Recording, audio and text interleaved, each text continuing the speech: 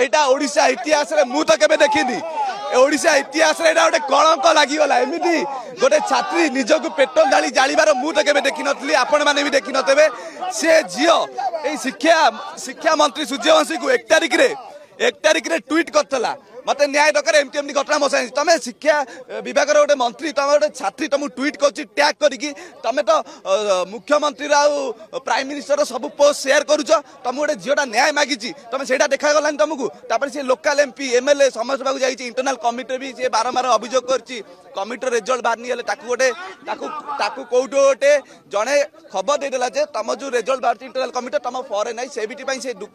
एत आघात लगी से झील निजक पेट्रोल ढालिकी जाली आईटा गोटे लज्जाजनक कथा आम कहूँ ये शिक्षा विभाग ये चल पार सूर्यवंशी ये रखफड़ मंत्री ये अबकारी विभाग को जाऊ शिक्षा मंत्री छाड़ू एटा आम दाबी आगामी दिन में कोई भी छात्री प्रति एमती के अत्याचार न हो